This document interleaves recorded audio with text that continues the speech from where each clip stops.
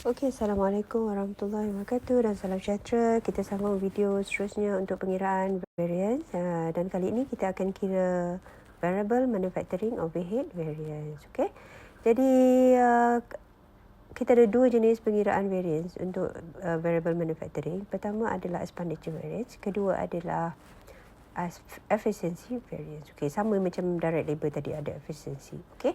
Jadi kita lihat formulanya ialah yang pertama untuk expenditure, standard rate darab actual hours tolak dengan actual rate darab actual hours. Jadi kita lihat di situ perbezaannya adalah standard rate dengan actual rate, dan untuk efficiency standard rate darab standard hours darab tolak standard rate darab actual hours. Jadi perbezaannya di situ adalah dari segi jumlah hours lah, jumlah jam. Okey, kita letakkan short form untuk setiap nama-nama standard rate dan actual hours tu. Dan kita akan gunakan kaedah palang. Kita panggil palang lah. Okey. Dan kita akan tukarkan nilai-nilai ni dalam bentuk palang untuk mudah pengiraan. Okey.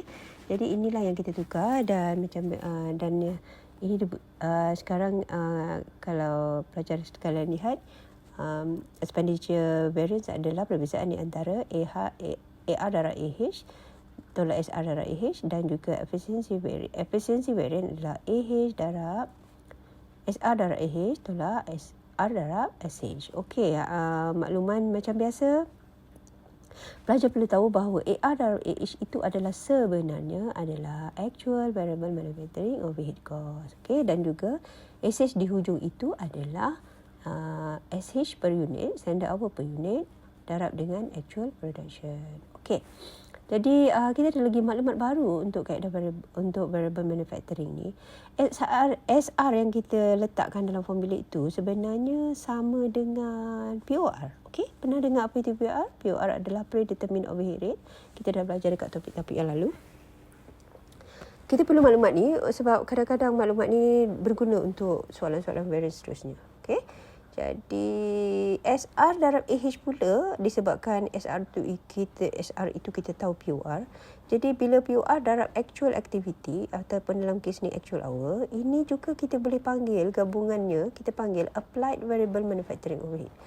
Yang ini kita pernah belajar dekat topik overhead dulu. Okey. Jadi perlu dapat maklumat ini untuk memudahkan kamu pengiraan seterusnya lah. Okey, jadi kita lihat soalan yang kita gunakan untuk memahami pengiraan berkaitan dengan variance variable manufacturing overhead. Okey, dalam kes ni kita ada maklumat tu, dan kita akan gunakan maklumat tu untuk gantikan di dalam formula-formula yang kita dah buat lah.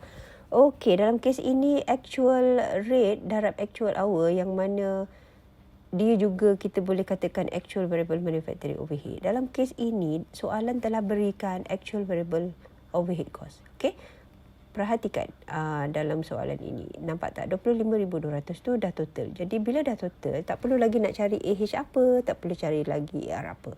Okey, kita terus letak saja di bawah. Okey, dan sekarang kita kira dekat SR tu. SR darab AH, kita akan dapatkan SR. SR dalam soalan ni dia dah bagi tu standard variable overhead tu 80%. Dan kita akan darab dengan actual hour. Actual hour juga diberi dalam soalan 40,000, 40,000. Okey, jadi kita darab dapatkan nombor. Okey. Jadi nilai ini adalah nilai jangkaan kadar bagi variable manufacturing 32,000, dan lihat nilai yang sebenar terjadi. Okey, nampak tak bahawa nilai sebenar yang terjadi lebih rendah daripada nilai jangkaan? Jika lebih rendah, maknanya kamu happy lah sebab kamu bajet banyak 32,000, tapi akhirnya terjadi 25,200. Jadi dapat 6,800 favorable. Dalam kes ni expenditure variance. Okey. Kita akan sambung. Seterusnya, kita akan kira SR. Untuk kira SR, kita akan dapatkan nilai yang sama, 80%. Dan kita akan kira SH. Untuk SH tu adalah SH per unit darab actual production. Jadi kita cari SH per unit dulu. Dalam soalan ini, kita dah diberi tu SH per unit kita adalah 1.5 hour. Biasanya SH per unit untuk variable ni, dia follow direct labor hour unless stated otherwise lah.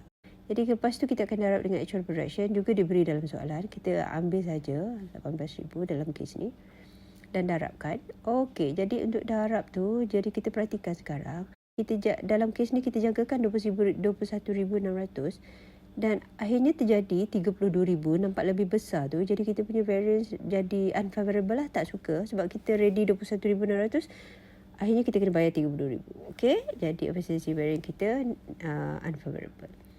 Okey, jadi kita gabungkan kedua-dua variance itu. Bila kita gabungkan, kita akan dapat lagi satu variance, namanya ialah variable manufacturing overhead variance. Okey, itu sahaja untuk variable manufacturing overhead variance. Sekian, terima kasih. Assalamualaikum.